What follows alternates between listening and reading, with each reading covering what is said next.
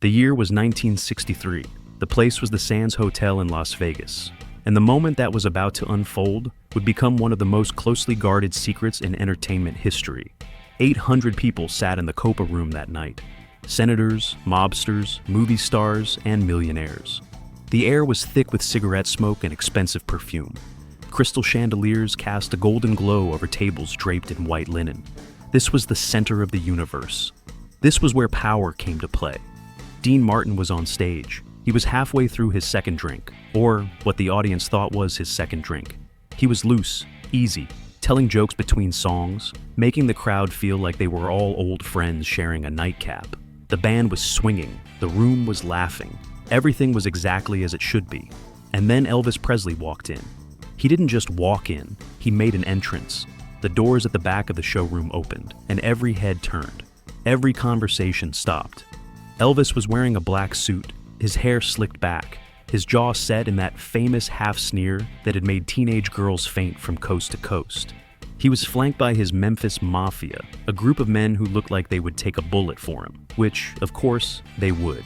Elvis wasn't supposed to be there that night. He was supposed to be in Hollywood, filming another forgettable movie for Colonel Parker. But something had drawn him to Vegas. Something had drawn him to the Sands. Something had drawn him to Dean Martin. The room held its breath. Dean didn't miss a beat. He looked up from the stage, squinted through the spotlight, and said something into the microphone that made the front row gasp. Nobody remembers exactly what he said. The accounts differ. But what happened next is burned into the memory of everyone who witnessed it. Dean Martin, the king of cool, challenged Elvis Presley, the king of rock and roll, to a musical duel, right there, right then. On stage, in front of the most powerful audience in America. What happened over the next 20 minutes would change both men forever. It would expose a truth that Hollywood had spent years trying to hide. It would reveal which king was real and which was just a pretender wearing a borrowed crown. This is the story they didn't want you to hear. This is the night the music stopped for Elvis Presley. This is the untold legacy of Dean Martin. To understand why that night in 1963 was so explosive, you have to understand the war that had been brewing between two generations of entertainment. You have to understand that Dean Martin and Elvis Presley weren't just two performers. They were symbols. They represented two different Americas fighting for the soul of the nation. Dean Martin came from the old world. He was born Dino Paul Crocetti in Steubenville, Ohio in 1917. His parents were Italian immigrants. His father was a barber. Dean grew up during the Depression, working in steel mills, dealing blackjack in illegal gambling dens, boxing in underground fights for $5 a match. He didn't learn to speak English until he was 5 years old. He knew what it meant to be hungry. He knew what it meant to be nobody. By 1963, Dean had conquered every mountain in show business. He had survived the end of his partnership with Jerry Lewis, which everyone said would destroy him.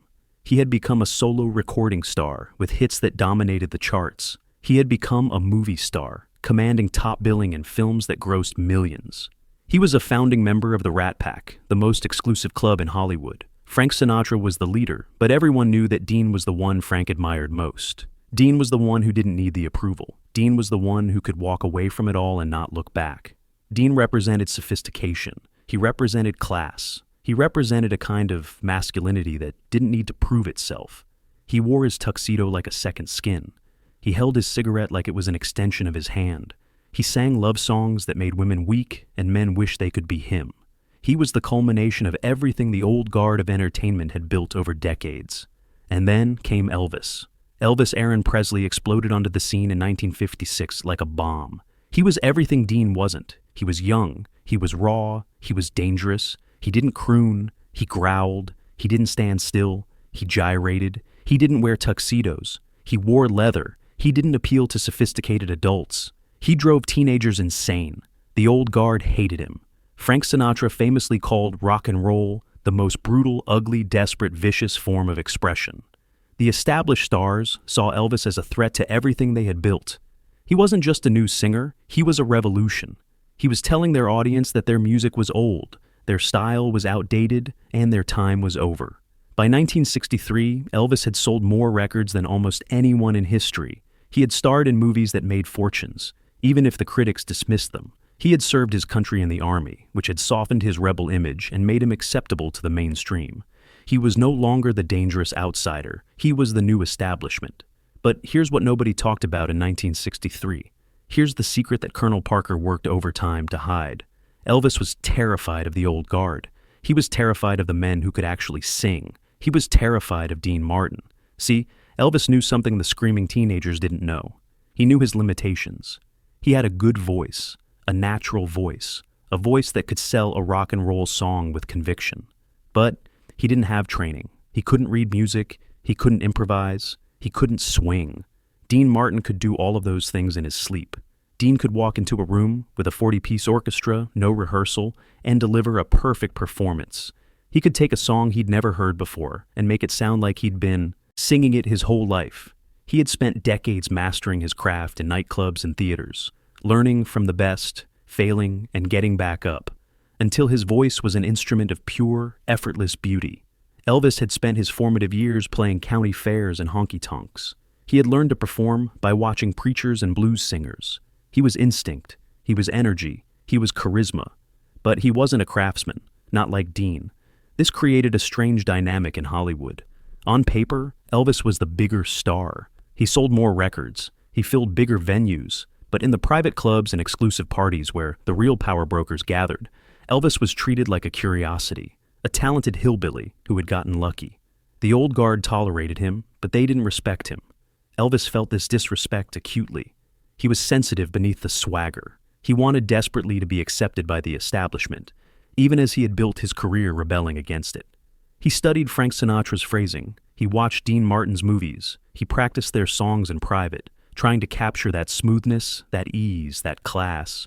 But every time he tried to sing a standard, every time he tried to croon a ballad the way Dean did, something was missing. He could feel it. He could hear it. He was imitating, not inhabiting. The gap between what he wanted to be and what he was tormented him. By 1963, this tension had reached a breaking point. There had been incidents, small confrontations, moments of friction that never made the papers but circulated through the Hollywood grapevine like wildfire. There was the party at Peter Lawford's house in 1960, where Elvis showed up uninvited, hoping to meet the Rat Pack. Frank had been polite but cool. Sammy had been friendly, but Dean had barely acknowledged him. Dean had spent the whole night in the corner, telling jokes to a group of women, not even glancing in Elvis's direction. Elvis had left early, humiliated, convinced that Dean had snubbed him deliberately. There was the recording session at Capitol Records in 1961, where Elvis happened to be in the building when Dean was laying down tracks. Elvis had asked to watch. The request had been denied. Dean's people said he didn't like an audience when he worked. Elvis took it as a personal insult. There was the Las Vegas incident in 1962 when both men happened to be staying at the Sands on the same weekend. Elvis had sent a bottle of champagne to Dean's suite, hoping for an invitation. Dean had sent back a polite thank you note and nothing else. No meeting, no acknowledgement, just silence. Each of these incidents built up in Elvis's mind. He became convinced that Dean Martin was his enemy, that Dean looked down on him, that Dean represented everything he could never be. The obsession grew until it consumed him. And so, on that night in March 1963, Elvis made a decision. He canceled his filming schedule. He chartered a plane to Las Vegas. He walked into the Copa room at the Sands Hotel, and he came prepared for war. What he didn't understand, what he couldn't possibly understand, was that Dean Martin hadn't been thinking about him at all. The Copa room fell silent as Elvis made his way to a table near the stage.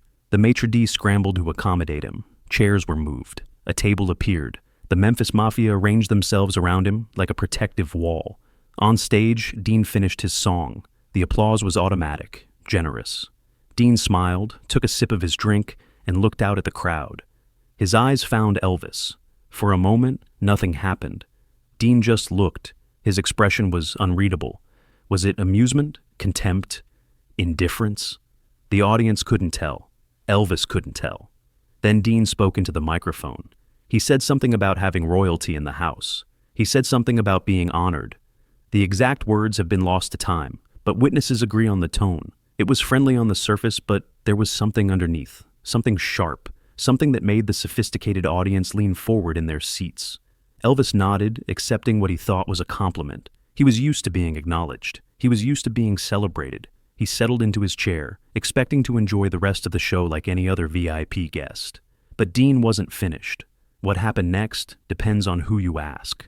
Some say Dean invited Elvis on stage. Some say Dean challenged him directly. Some say the whole thing was arranged in advance by someone with a grudge against the young star. The truth is probably simpler. Dean Martin had a gift for reading a room, and that night, he read something in Elvis that demanded a response. Dean mentioned that the Copa Room had seen a lot of great singers. He mentioned that he'd shared this stage with the best. He mentioned that it was always interesting to see what different styles could do with the same material. And then he looked directly at Elvis and asked if the young man would like to come up and sing something. The room gasped. This was not how things were done in Las Vegas. You didn't put a guest on the spot like this. You didn't challenge another star in front of an audience. It was a breach of protocol so severe that it could end careers. But Elvis couldn't say no. If he refused, he would look like a coward. The story would spread. Elvis Presley, afraid to sing in front of Dean Martin. The king of rock and roll, hiding behind his entourage. His image couldn't survive that kind of hit. His pride couldn't survive it. Elvis stood up. The applause was thunderous. The audience was thrilled. They were about to witness something unprecedented. Two kings on one stage, two generations colliding. This was the kind of moment that would be talked about for decades. Elvis made his way to the stage. He shook Dean's hand. The handshake lingered a beat too long. Dean's grip was relaxed. Elvis's was tight. The dynamic was established before a single note was sung. Dean gestured to the band. He whispered something to the conductor. The musicians shuffled their sheet music, and then Dean did something that would prove to be devastating. He let Elvis choose the song. It seemed like a generous gesture. It seemed like Dean was giving Elvis home field advantage. Let the kid pick his best material. Let him show off his strengths. Let him feel comfortable. But it was a trap. If Elvis chose a rock and roll number, he would look foolish. The Copa Room wasn't a rock and roll venue. The audience wasn't there for gyrating and screaming. They were there for sophistication. They were there for class. A rock and roll song in this room would fall flat, no matter how well it was performed. If Elvis chose a ballad, a standard, something from Dean's world, he would be fighting on enemy territory. He would be inviting direct comparison with a master. He would be exposing his limitations to an audience that would recognize them instantly. Elvis hesitated. The hesitation lasted only a few seconds, but in show business, a few seconds is an eternity. The audience noticed. Dean noticed. Everyone noticed. Finally, Elvis made his choice. He chose Are You Lonesome Tonight? It was a smart choice, or at least it seemed like one. The song had been a massive hit for Elvis in 1960. He had taken an old standard and made it his own. He knew the phrasing. He knew the emotion. He knew every breath, every pause, every vocal trick that had made it work on the record. The band started playing. Elvis began to sing. At first, it seemed like it might work. Elvis had a natural gift for conveying emotion. His voice had that trembling quality that touched something deep in listeners. The room was quiet, attentive, giving him the respect his status demanded. But something was wrong. Maybe it was the acoustics of the Copa Room, designed for crooners, not rockers. Maybe it was the sophisticated audience who had heard this kind of material performed by masters their whole lives. Maybe it was the knowledge that Dean Martin was standing 10 feet away, watching, judging. Elvis's voice started to waver. Not dramatically, not obviously, just enough. The breath control that seemed so natural on his recordings seemed forced in this room. The emotional catches that worked so well in a studio sounded calculated on a live stage.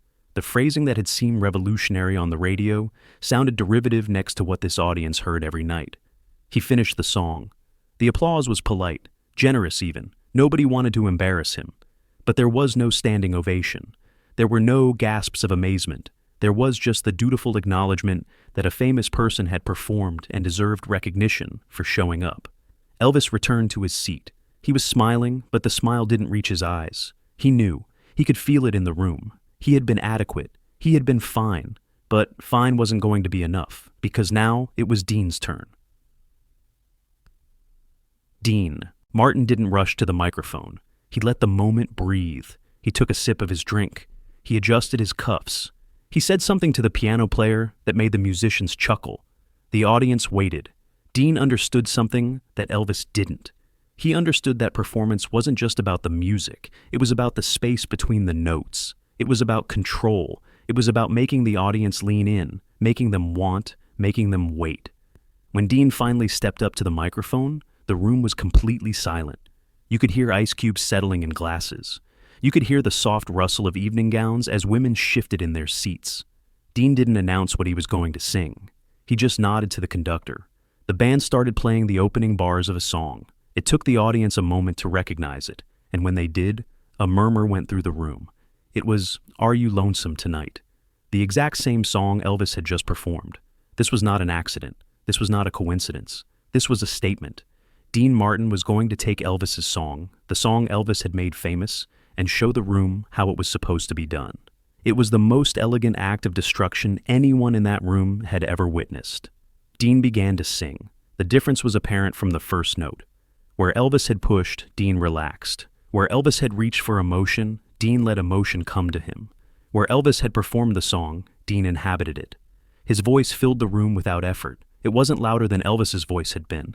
It wasn't more powerful, but it was more present. It seemed to come from everywhere at once, wrapping around the audience like a warm blanket. The phrasing was exquisite. Dean took breaths where you didn't expect them, held notes where you thought he would release, played with the melody like it was a conversation between old friends. Every choice was surprising, and yet inevitable. You couldn't imagine the song being sung any other way. But it wasn't just the technical mastery that devastated the room. It was the ease. Dean looked like he was having fun. He looked like he could do this all night without breaking a sweat. He looked like this was the most natural thing in the world, like singing in front of 800 people was no different than humming in the shower. Elvis had looked like he was working. Dean looked like he was playing. The song built to its climax. Dean's voice rose, effortless, pure, hitting notes that seemed to hang in the air like crystals. The orchestra swelled beneath him, and for a moment, the Copa Room wasn't a casino showroom anymore. It was a cathedral. And then it was over. Dean held the last note, let it fade, and smiled. The room exploded. It wasn't just applause, it was release. The audience had been holding their breath for 5 minutes, and now they could finally exhale. They stood up, they cheered, they looked at each other with expressions that said, "Did you see that? Did you hear that? Are we going to pretend that wasn't the most incredible thing we've ever witnessed?" Dean accepted the ovation with practiced modesty. He waved it away like it was nothing. He made a joke about needing another drink. He thanked the band. He did everything he always did. But something had changed in the room. Something had shifted. A truth had been revealed that could never be unrevealed. At his table, Elvis sat frozen. The Memphis Mafia was applauding, trying to cover for their boss, trying to act like everything was normal. But Elvis wasn't moving. His hands were flat on the table. His jaw was clenched. His eyes were fixed on Dean Martin with an expression that witnesses would later describe as devastation. He understood now. He finally understood what he was up against. He had spent years believing that his success meant he was the best. He had confused popularity with mastery. He had mistaken screaming fans for artistic validation. And in 5 minutes, Dean Martin had shown him the truth. The truth was that Elvis Presley was a phenomenon, a cultural force, a historic figure. But he wasn't a singer, not like Dean. He was a star who could carry a tune. Dean was an artist who could break your heart with a note. There is a difference. That night, everyone in the Copa Room saw the difference. Dean finished his set. He sang 3 more songs, but nobody remembers them. The night had already reached its peak. Anything after "Are You Lonesome Tonight?" was just a graceful wind down. When the show ended, Dean made his way to Elvis's table. This was protocol. You always acknowledged visiting dignitaries, even ones you had just humiliated. Dean extended his hand. Elvis shook it. What passed between them in that moment, only they would ever know. Some say Dean apologized. Some say he didn't. Some say Elvis tried to smile and couldn't. Some say he muttered something about having to leave early. The accounts agree on one thing. Elvis left the Copa Room within 5 minutes of the show ending. He didn't stay for drinks. He didn't mingle with the celebrities. He didn't pose for photos. He walked out into the Las Vegas night and disappeared. He flew back to Hollywood that same night. He called Colonel Parker from the plane and asked to cancel his remaining Vegas commitments for the year. He didn't give a reason. He just said he needed to focus on his films. Colonel Parker didn't ask questions. Colonel Parker knew better than to ask questions when Elvis sounded like that. The aftermath of that night was felt for years, even though it was never discussed publicly. Elvis Presley never performed at the Sands Hotel again. When he eventually returned to Las Vegas in 1969 for his legendary comeback, he chose the International Hotel instead. He never explained why. He didn't have to. Elvis also stopped talking about Dean Martin. Before that night in 1963, he had mentioned Dean in interviews, praised his style, expressed admiration for his career. After that night, Dean's name simply vanished from Elvis's vocabulary. Interviewers who brought up the Rat Pack were met with silence or a quick change of subject. The Memphis Mafia noticed the change. They noticed that certain records disappeared from Elvis's collection. They noticed that certain movies were never played at Graceland again. They noticed that if Dean Martin came on the television, Elvis would leave the room. They didn't ask about it. You didn't ask Elvis about the things that haunted him. You just pretended they didn't exist. For Dean Martin, the night was just another night. He had performed well, as he always did. He had dealt with a minor challenge, as he always did. He had moved on to the next show, the next joke, the next drink. That was how Dean lived. He didn't dwell. He didn't obsess. He just kept swinging. If anyone asked him about Elvis, Dean would say something polite. Nice kid, good voice, lots of energy. He never mentioned the Copa room. He never mentioned, "Are you lonesome tonight?" He didn't need to. That was the final cruelty of it all.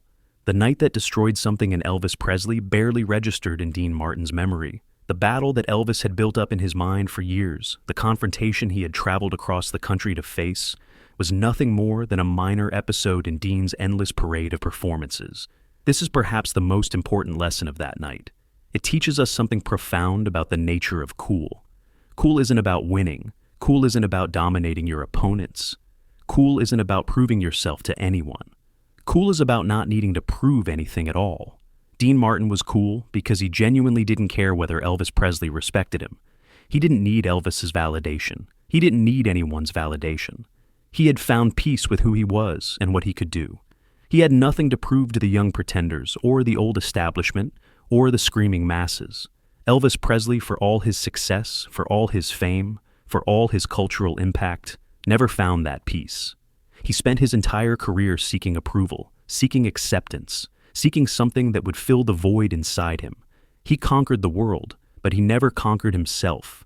That's why, when you watch footage of Dean Martin from any era, he always looks the same, relaxed, amused, at ease with the world. And that's why, when you watch footage of Elvis Presley, especially in his later years, you see something different. You see a man performing happiness, not experiencing it.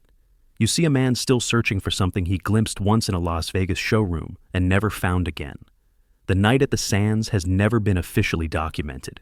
You won't find it in any biography or any archive. The celebrities who witnessed it are mostly dead now. The waiters and musicians who were there that night are gone too. The story survived only in whispers, passed from one generation of entertainers to the next, a cautionary tale about the difference between fame and mastery. But the proof is in the silence. Ask yourself, why did Elvis never talk about Dean Martin after 1963? Why did he avoid the Sands for the rest of the decade? Why did a man who craved the spotlight so desperately refuse to share it with one particular performer? The official histories won't tell you, but now you know. Some nights, when the Las Vegas Strip is quiet, when the tourists have gone to bed and the dealers are counting their tips, old-timers say you can still feel it. The ghost of a moment that changed everything. The echo of a voice that proved what cool really meant. The memory of a night when one king revealed that the other was just wearing a costume. Dean Martin taught us that the most powerful thing you can do is refuse to compete. He taught us that true confidence doesn't announce itself. He taught us that the man who doesn't need the crown is the one who deserves to wear it. Elvis Presley taught us what happens when you base your identity on the approval of others. He taught us that all the fame in the world can't fill an empty heart. He taught us that some wounds never heal, especially the ones that nobody else can see. Two kings walked into a room that night in 1963. Only one walked out unchanged. This is Dean Martin. The untold legacy. The man who never needed to prove he was the best. The man who proved it anyway, without even trying. Keep swinging, Polly.